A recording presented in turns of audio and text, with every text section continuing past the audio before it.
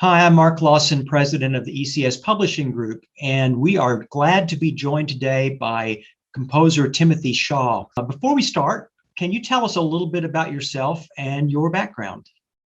Sure. Thanks, Mark. I am a composer who went to college as a piano major originally, kind of hit a wall as pianists often do. And my theory teacher at the time suggested that I think about switching to composition for a major, which I did. That was kind of put me on that trajectory toward becoming a composer. So I did undergrad and then graduate school in composition, and then more graduate school in music theory and history. And I've worked a number of different jobs in the music field as a professor, teacher, church musician. So have done a little bit of everything. And now I'm enjoying, some time to write a little bit more than before. That's great. That's great. Well, you have been writing more. And matter of fact, one of the reasons we're talking is that we've just released two brand new piano collections along with recordings. And that's a major undertaking. So how about giving us a little overview of these two publications? Sure. Back in April of 2020, found myself, like everybody, I think, with a lot more time on my hands. That's really when I started writing a lot of the pieces that are in these two books, especially for the Come Thou Fount collection. Which is this one, which Yeah, kind of a great. general hymns.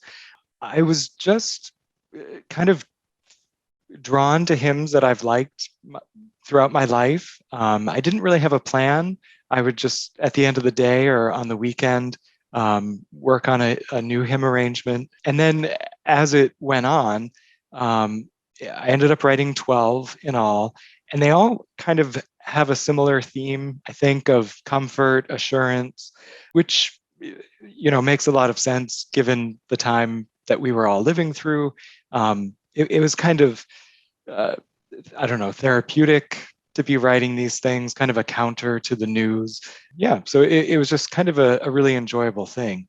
And I was trying to write intentionally simple pieces that don't take a lot of work to learn, so that hopefully they're sight readable for many people, but that are still interesting for more advanced players.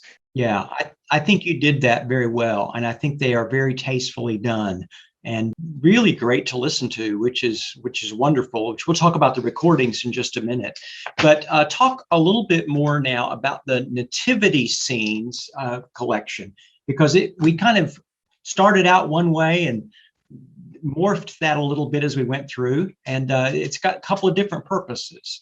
That's right. Yeah. So that one, I had actually written a Christmas trio back in 2016, which had from that book Away in a Manger, Angels from the Realms of Glory, and Go Tell It on the Mountain. And then in 2017, I wrote an Advent trio that had the first three pieces that are in that book. And then I wrote a couple others in 2019.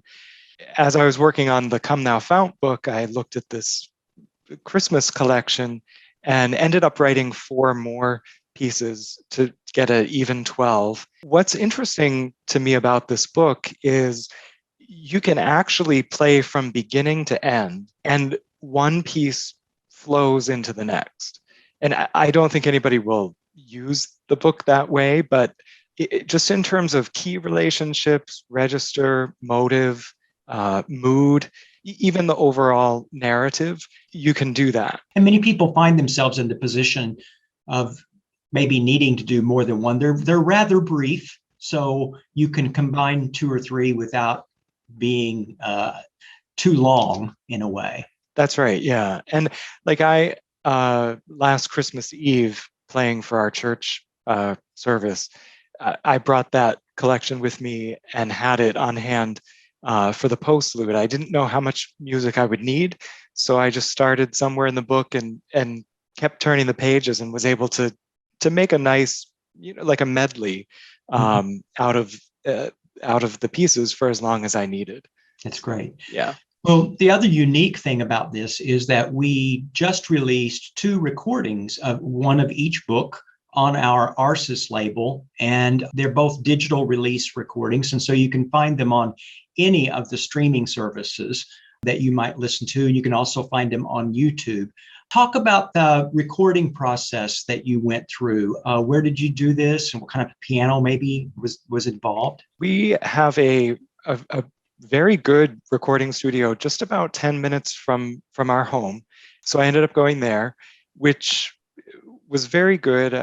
Recording is stressful enough, so anything that makes it easier is good. And I did this in the end of April. I did it all in one day, actually. Wow. And I was familiar with the pieces. I had been playing them for many months at that point, and so many of the pieces I recorded in one take, and that's what we ended up going with. At this recording studio, Forge Recording, there's a really great recording engineer, Ron DiSilvestro, that I worked with, and so we just had a good day, going through all the pieces pretty quickly. We got lunch, we did some editing. One of the things that he is, I think, so good at is mic placement, which is something I really don't know too much about. But it was a Baldwin grand piano, and they have a pretty extensive collection of vintage microphones. And he positioned them in such a way that he really didn't need to do a lot of enhancement in the editing process. So it Mhm. was really the natural sound of the piano captured on these, pretty good vintage mics that he just placed in such a way that was able Yeah. to really capture, I think, a really good tone quality. So Well, I hope this is the kind of recording that church musicians who will see this interview will share with their church members and encourage them to listen to, because they'll enjoy all of these tunes. And I really think it's something that people can put on in the car, put on at home, and enjoy, that aren't necessarily musicians, because it's tunes they're familiar with and that they hear a lot. So the other thing is, often when you perform pieces or record pieces, you learn something about the composers because you're really doing it in depth. Did you learn anything about yourself or your style that you noticed as you did this? I did. And I was thinking about this. The two books that I have on my piano by classical composers, I have Bach's French Suites, and I have Debussy's Piano Preludes. And at the risk of comparing myself to them, um, I did see how some of their influence has seeped into my own writing. Uh, with the Bach, it's often a very thin texture, and a lot of these pieces that are in these two books are very thin texture, often just one note in each hand at a time. Mhm. But still, you get a lot of resonance out of just a very thin texture. And then with Debussy, I'm always impressed with how he gets such color out of the piano. Whether it's using the different registers or the way that he voices chords. I found as I was preparing these pieces to record that there are certain chord voicings that just remind me of Debussy, and the way that they're pretty dissonant if you take all the notes in a close register, like in one octave. But if you spread them out over the keyboard, then you can get some really interesting Yeah. colors. Yeah, so I think I saw the influence of Bach and Debussy in my own music. Yeah, I kind of thought about this as we were getting ready for this, and I think particularly, even if people go to the scrolling score that's on our website and hear that "All creatures are our God and King," which is the first thing that's up. You're right; the thin texture of Bach shines through on that piece. Yeah, So, and then there's a little folk feel of it as well, since you use the little grace notes. that's Uh, right.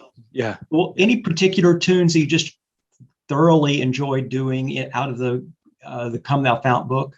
Well, I really like actually Come Thou Fount, which is in the book, of course. I've written, I think, 4 different piano arrangements of that tune, and I keep coming back to it. And Yeah, this one is very laid back. I think I marked it as easygoing for the metronome indication.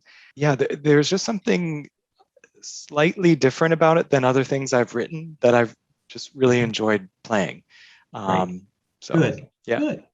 Well, I encourage everyone who's listening to take time to look at the streaming services, find the recordings, and use them on your playlists, or also look at the website. If you go to the piano area, particularly the new releases, you will find them represented there with plenty of excerpts and scrolling scores.